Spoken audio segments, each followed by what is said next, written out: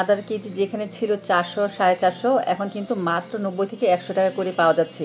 এছাড়াও সামনে আছে পবিত্র মাহে রমজান, এরপরে আছে পবিত্র ঈদুল ফিতর, ঈদুল আজহা।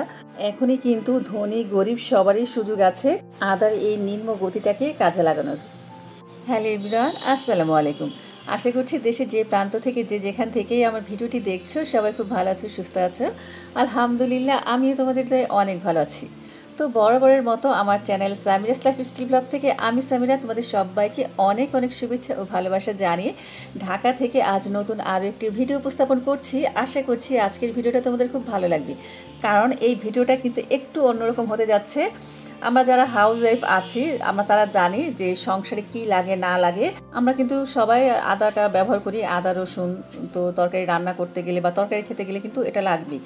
আর মাঝখানে কিন্তু তোমাদের মনে আছে আদার কেজি কিন্তু প্রায় 200 250 400 450 টাকা হয়ে গিয়েছিল, আর এখন মাত্র 90 থেকে 100 টাকা কেজিতে পাওয়া যাচ্ছে। আর আদাগুলো এত ফ্রেশ, এত ভালো, কি বলবো, প্রতিটা আদাই অনেক বড় বড় আর অনেক শক্ত। আছে না কিছু নতুন আদা একদম চোকলা পাতলা থাকে, তারপর হচ্ছে কোনো ভিতরে আঁশ থাকে না, একদম পাতা, সেগুলো না, কিন্তু এই আদাগুলো একদম উচ্চমানের, খুবই ভালো আদা। তো আমি দেখো প্রথম দিন কিন্তু আমি 5 কেজি আদা নিয়েছি, পরপর আমি দুদিনের ভিডিওটা তোমাদের সাথে শেয়ার করলাম। তো আমার বরকে বললাম যে যেহেতু আদা সস্তা, তো তুমি আমাকে আরও 5 কেজি এনে দিও, আমি ফ্রোজেন করব। তো সাথে আমি আরও কিছু সবজি এনেছি, যেমন মটরশুঁটি, তারপর হচ্ছে টমেটো কিন্তু এখন প্রচুর পরিমাণে সস্তা যাচ্ছে। তো এই জিনিসগুলো আমি ফ্রোজেন করব, ধীরে ধীরে তোমাদের সাথে শেয়ার করব। নর্মালি দেখা যায় আমি কিন্তু অনেক জিনিসই ফ্রোজেন করে রাখি যখন জিনিসের দাম কম থাকে। আর ফ্রোজেন করার জিনিসগুলো কিন্তু আমি সারা বছর আলহামদুলিল্লাহ ভোগ করি, শুধু আমি একা না, আমার পরিবারের সবাই। আর আজকে কিন্তু আমি তোমাদেরকে 3ভাবে আদা ফ্রোজেন পদ্ধতি দেখাবো। এইভাবে তোমরা সারা বছর আদা খেতে পারবে, একটু আদা নষ্ট হবে না, আদার ঝাঁজ যাবে না, তোমরা বিশ্বাস রাখতে পারো। কারণ আমি কিন্তু সবসময় এভাবে করে থাকি। আর এটা করতে একটু কষ্ট লাগে, হয়তো বা তোমাদের একদিন কি দুদিন একটু কষ্ট লাগবে, তো এই দুদিনের কষ্টের বিনিময়ে কিন্তু তোমরা সারা বছর আরামে কাটাতে পারবে। এছাড়াও অনেকগুলো কিন্তু টাকা সেভ হবে। তো আশা করছি বন্ধুরা আজকের ভিডিওটি তোমাদের খুবই ভালো লাগবে, খুবই উপকারী একটা ভিডিও বলতে পারো আমাদের গৃহিণীদের জন্য। আর প্রথমে বলে নিচ্ছি, ভিডিওটিতে একটি লাইক দিয়ে এরপরে সম্পূর্ণ ভিডিওটি দেখো। ভিডিওটা কেউ টেনে টেনে দেখো না, এতে করে কিন্তু অনেক কিছুই মিস হয়ে যেতে পারে, কারণ আমি কিন্তু অনেক টিপস শেয়ার করব। তো দেখো আমি কিন্তু একটা চামচের সাহায্যে আদাগুলো ছিলে নিচ্ছি। তো তোমরা ভাবতে পারো এটা তো আমরা সবাই জানি, ঠিকই বলেছি, এটা আমরা সবাই জানি। তবে তোমরা যেটা করতে পারো, আদা হোক বা রসুন হোক, তোমরা কিন্তু 4 থেকে 5 ঘন্টার জন্য ডিপ ফ্রিজে সংরক্ষণ করতে পারো। এরপরে বের করে জাস্ট একটা চোখা বা ধারালো ছুরির সাথে অথবা একটা চামচের সাহায্যে ঘষা দিলে কিন্তু চোখলাগুলো খুব সুন্দর মতন উঠে যায়। তো এটা কিন্তু খুব দারুণ একটা কাজের টিপস বলতে পারো। আমি সবসময় এটা করি, আর আজকে করলাম না কেন জানো? কারণ আমি ভিডিও বানাবো আর অত আমার সময় নাই, এই কারণে। আর দেখো অনেকে কিন্তু আমরা ছুরি দিয়ে কাটাকাটির অভ্যাস আছে, আবার অনেকের নেই, হাত আর কি কেটে যাওয়ার একটা ভয় থাকে। তো তোমাদের জন্য আমি বলে দিচ্ছি, এই যে দেখো তোমরা একটা কাঁটা চামচ নেবে, আর এই কাঁটা চামচটা আদার এক পাশে এভাবে গেঁথে নিবে, গেঁথে নিয়ে এরপর তুমি কাটাকাটি করো। তোমার এতে কিন্তু কোনো ভয় থাকবে না, হাতও কাটবে না, আর খুব ইজিভাবে কিন্তু কাটা হয়ে যায়। আমি প্রথমেই দাঁড়ানো যে বটিগুলো ছিল সেগুলো দিয়ে ট্রাই করেছিলাম, কিন্তু আদাগুলো কাটতে এত কষ্ট হচ্ছিল, আমার মনে হয় 10 কেজি আদা কাটতে আমার 10 দিন লেগে যেত। তাই আর কি আমি চপিং বোর্ডে কাটাটাই আর কি বেশি ভালো মনে করলাম, খুব ইজিভাবে হয়ে যাচ্ছে। আর যখন আমার মনে হলো তাড়াতাড়ি কাজ করতে গেলে হাত কেটে যেতে পারে, এই কারণে কিন্তু আমি আর কি যে কাঁটা চামচ দিয়ে এভাবে ছুরি দিয়ে আর কি কেটে নিচ্ছি। তো এটাও কিন্তু তোমাদের জন্য খুবই ভালো একটা উপকারী টিপস বলতে পারো। আশা করছি তোমাদের অনেকের কাজে লাগবে। এই যে দেখো প্রথমে কিন্তু আমি 5 কেজি আদা কেটে নিয়েছি, আর এটা হচ্ছে পরে যে 5 কেজি নিয়েছি সেটার একটা অংশ। তো প্রথম দিনের চাইতে কিন্তু সেকেন্ড দিনে কিন্তু আমার হাতের স্পিডটা মাশাআল্লাহ অনেক গুণ বেড়ে গিয়েছিল। আর ফাইনালি আমি কিন্তু সবগুলো আদা কুচি করে নিয়েছি। আর একটু মোটা করে কেটেছি, তার একটা কারণ আছে। চাইলে কিন্তু তোমরা এই অপশনটা বাদ দিয়ে, এই কাটাকাটির অপশনটা বাদ দিয়ে কিন্তু এই যে দেখো একটা গ্রেটার আছে, এই গ্রেটারের সাহায্যে কিন্তু কুচি করে নিতে পারো। তো গ্রেটারে কিন্তু অনেকগুলোই আর কি ধাঁচ আছে, তোমার যেটা পছন্দ হয় সেই ধাঁচেই তোমরা গ্রেট করতে পারো।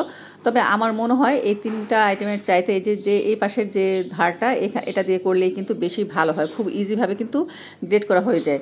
কিন্তু এটা অনেকটাই আর কি লেন্থি প্রসেস, যেহেতু আমার আদার পরিমাণ অনেক বেশি, এটা দিয়ে আমি কতক্ষণে গ্রেট করব, তাই ওই ঝামেলা না করে আমার ঘরে যেহেতু চপার মেশিন আছে, 2টা কিন্তু চপার মেশিন আছে আমার ঘরে, তো ভাবলাম চপার দিয়ে আমি গ্রেট করে নিই, মানে চপ করে নিই। এতে করে দেখা যায় আদাটা একদম দানা দানা থাকবে আর খুব তাড়াতাড়ি হয়ে যাবে। আর তোমরা বিশ্বাস করবে কিনা জানি না, এই 5 কেজি আদা আমার সর্বোচ্চ কিন্তু গ্রেট করতে 5 থেকে 6 মিনিট সময় লেগেছে। তো এটা কিন্তু খুবই অবিশ্বাস্য হলেও এটাই সত্যি, এটাই বাস্তব। এই যে দেখো তোমাদের চোখের সামনে আমি আনকাট করে গ্রেট করছি। কত সময় লাগলো? 3 থেকে 4 সেকেন্ড সময় লাগছে, এক এক বাটি হয়ে যাচ্ছে। তো এইভাবে কিন্তু প্রতিটা বা আর কি আদা কুচি আমি আর কি গ্রেট করে নিয়েছি। আর দেখো কত সুন্দর কুচি হয়ে গেছে, একদম নিফিস একটা কুচি হয়েছে। আর অবশ্যই কিন্তু কুচি কুচি করে নিলেই ভালো হয় বা গ্রেট করে নিলে ভালো হয়। যতটা কুচি করতে পারবে ততই কিন্তু তাড়াতাড়ি শুকিয়ে যাবে। চাইলে কিন্তু আদার যে এই চট্টা চট্টা যে স্লাইসগুলো সেগুলো কিন্তু রোদে শুকানো যায়, কিন্তু সেগুলো শুকাতে আবার অনেক সময় লাগবে। তাই আমি বলবো এমন একটা চপার যদি ঘরে থাকে আমাদের কিচেনের কাজকে কিন্তু অনেক সহজ করে দেয়। এছাড়া রমজান মাস আসছে, তখন তা আরও বেশি কাজে লাগবে। তো এমন একটা চপার কিন্তু ভীষণ উপকারের জিনিস, আর দামও কিন্তু খুবই হাতের নাগালে। আমার এই চপারটা নিয়েছিল মাত্র 1250 টাকা। তোমাদের আমি দামটাও বলে দিলাম। আর সামান্য একটু টাকার জন্য যদি আমরা সংসারে এত শান্তি করতে পারি তাহলে আমাদের তো খরচা করতে কোনো বাধা নেই, তাই না? তো দেখো আমার কিন্তু একে একে 5 কেজি এখানে গ্রেট করা হয়ে গেল। আর 5 কেজি আমি গ্রেট করব না, ওইগুলো আমি আর কি কুচি করে জাস্ট আমি কীভাবে ফ্রোজেন করব সেগুলো তোমাদের সাথে দেখাবো। দেখো আমার কিন্তু 5 কেজি একদম খুব সুন্দর মতন গ্রেট করা হয়ে গেছে। এখন আমি রোদ্রে দিয়ে আসবো, খুব পাতলা পাতলা করে দিব। আর এটা কিন্তু ভুলেও তোমরা পাটিতে বা কিছুর উপরে বিছাতে যেও না, তাহলে আদার যে রসটা থাকে সেই রসটা কিন্তু পেপারের গায়ে বা পাটির গায়ে কিন্তু লেগে যাবে। তো দেখো কতগুলো খোসা বের হয়েছে। চাইলে কিন্তু তোমরা খোসা সমেত আদাটা আর কি কুচি করে নিতে পারো, গ্রেট করে নিতে পারো, কোনো সমস্যা নেই।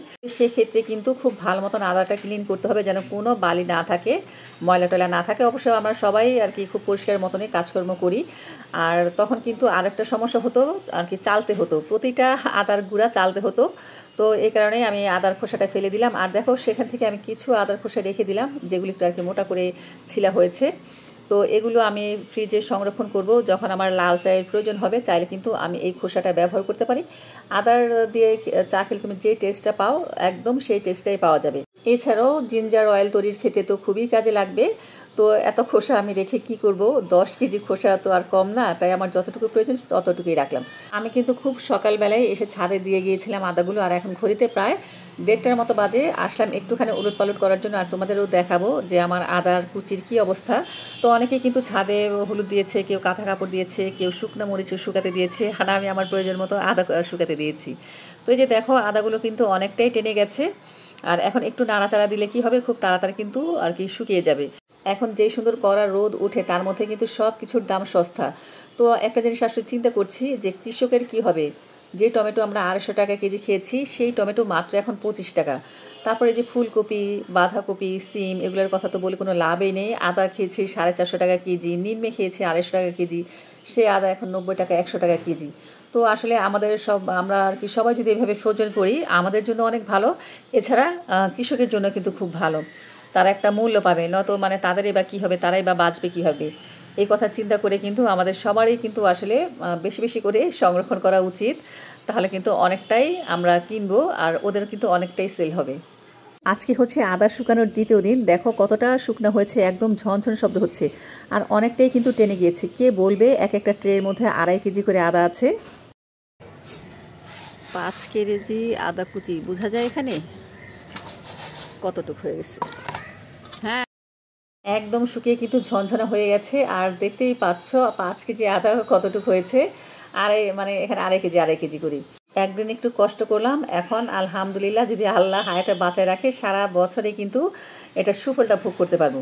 তো এখন ব্লেন্ড করব, খুব সুন্দর মতন শুকিয়েছে। এটা ফাঙ্গাস পড়ার আর কোনো আর কি টেনশন নেই। আর যে 5 কেজি আরও কুচি করেছিলাম সেই আদাগুলো এখন আমি ফ্রোজেন করব। আর কিভাবে ফ্রোজেন করি সেটাই তোমাদের এখন আমি একটু দেখাচ্ছি। আর এই আদাটা কিন্তু অনায়াসে তোমরা 1 বছর পর্যন্ত সংরক্ষণ করতে পারো, কোনো গন্ধের হেরফের হবে না, যেমন আদা তেমনই থাকবে। তবে সেক্ষেত্রে কিছু সতর্কতা অবলম্বন করতে হবে, নয়তো কিন্তু আদাগুলো নষ্ট হয়ে যেতে পারে। তো আদা সংরক্ষণ করার ক্ষেত্রে তোমরা কিন্তু 3ভাবেই রাখতে পারো, বক্সেও রাখতে পারো, জিপলক ব্যাগেও রাখতে পারো, আবার আমার মতো এভাবে পলি ব্যাগেও রাখতে পারো।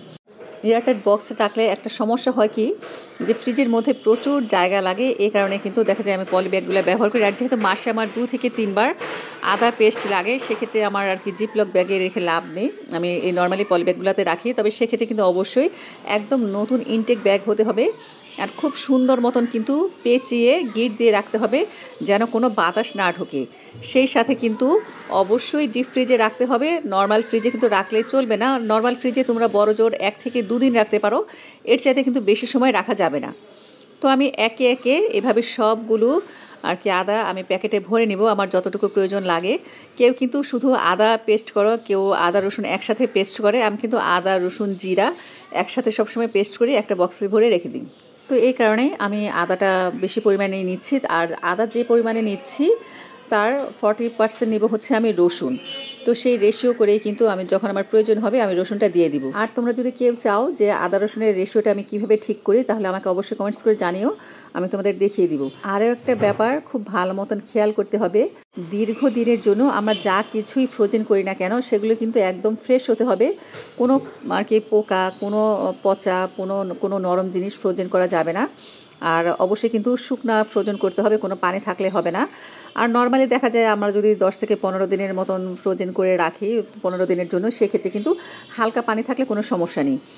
আমি কিন্তু আদাটাকে খুব ভালো মতন ধুয়ে এরপরে কিন্তু কুচি করেছি। আর এরপরে অনেকক্ষণ পর্যন্ত আমি ফ্যানের বাতাসে রেখেছিলাম। নিশ্চয়ই তোমরা খেয়াল করেছো, যখন আমি আদাগুলি প্যাকেটে ভরছিলাম একদম ড্রাই ছিল, কোনো কিন্তু পানি ছিল না।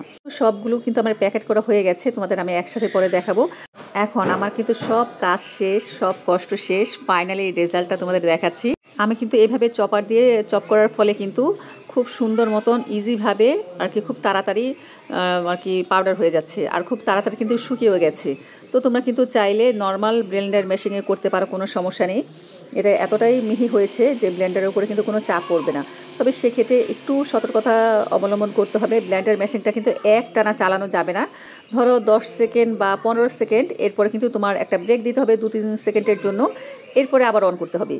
এভাবে যদি ব্লেন্ডার মেশিন আমরা চালাই তাহলে কিন্তু মেশিনটাও খুব ভালো থাকবে, সেই সাথে আমরা যা কিছু ব্লেন্ড করি না কেন তার একটা কিন্তু আউটপুট খুব ভালো পাবো। তো আমি প্রায় মগ ভর্তি করে ব্লেন্ড করে নিলাম। আর ব্লেন্ড করার পরে কতটুকু হয়ে গেছে দেখো, আর কি পরিমাণ মসৃণ হয়েছে, এতটা ঝরঝরে হয়েছে, আর এত সুন্দর একটা স্ট্রং ফ্লেভার বের হচ্ছে, কি বলবো। তো তোমাদের আমি একটু হাতে নিয়ে দেখাই, দেখো কি সুন্দর একটা মসৃণ পাউডার হয়েছে, কোনো কিন্তু আঁশ নেই, কোনো দানাদার নেই। এই কারণে কিন্তু আমি চোকলাটা আর কি ফেলে দিয়েছিলাম। আর চোকলাটা যদি না ফেলতাম সেক্ষেত্রে কিন্তু অনেক আঁশ থাকতো, সাথে কিন্তু চেলে নেওয়া লাগতো। তো আমি আর কোনো চালবো না, তোমাদের আমি দেখালামই এটা কতটা পাউডার হয়েছে। আর ফাইনালি রেজাল্টটা দেখার জন্য তোমরা প্রস্তুত হও। এখন সুন্দর একটা কাচের বয়মে রেখে দিচ্ছি। তবে অবশ্যই কিন্তু কাচের জারেই রাখতে হবে যে কোনো জিনিস, আচার হোক বা কোনো মশলা হোক, বেশি দিনের জন্য সংরক্ষণ করলে অবশ্যই কিন্তু কাচের জিনিসটা ব্যবহার করা আমাদের স্বাস্থ্যের জন্য ভালো। 5 কেজি আদার গুঁড়া, দেখো মাত্র 1 কেজির একটা বয়ামে রেখেছি। আর এটা যদি আমি কিনতে যেতাম বাজার থেকে, মনে তো কথা হেজিটেট থাকতোই, এটা পরিষ্কার মতন ধুয়েছে কিনা, পরিষ্কার মতন সব কিছু করেছে কিনা, কোনো ভেজাল দিয়েছে কিনা।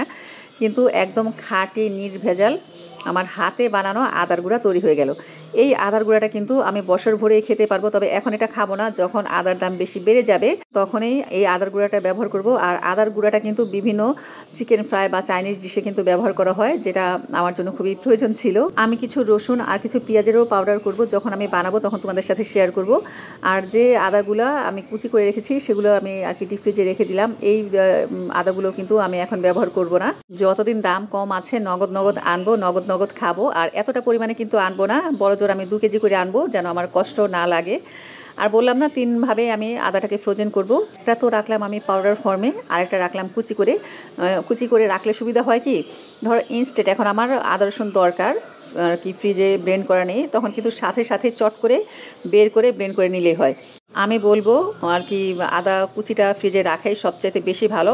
তবে একটা সুবিধা হচ্ছে কাঁচা আদা আর পাউডার আদার মধ্যে কাঁচা আদার পরিমাণটা বেশি লাগে, পাউডার ফর্মের যে আদাটা সেটা কিন্তু পরিমাণে খুবই কম লাগে। বোঝো 5 কেজি আদা শুকিয়ে 1 কেজি হয়েছে, আর সেক্ষেত্রে কাঁচা আদা তো আর কি শুকাতে হয় না, সেক্ষেত্রে কিন্তু আমাদের কাঁচা আদার পরিমাণটা বেশি লাগে, যেটা আমাদের প্রতিদিনেই কাজে লাগে। সামনে রোজা আসছে তখন তো আরও বেশি লাগবে। আর এভাবে যদি আমরা আগে থাকতেই এই কাজগুলো গুছিয়ে রেখে দিই, রোজার মধ্যে কিন্তু আমাদের কোনো কষ্ট করতে হবে না। আর দামটা বেড়ে গেলে তো তখন হাতের নাগালের বাইরে চলে যাবে। তাই আমি বলবো দাম কম থাকতে কিন্তু এখনই সবার সুযোগ এই সময়টাকে কাজে লাগানোর। তো বন্ধুরা, আজকের ভিডিওটি কেমন লাগলো অবশ্যই কমেন্টস করে জানিও। সবাই ভালো থেকো, আল্লাহ হাফিজ, আসসালামু আলাইকুম।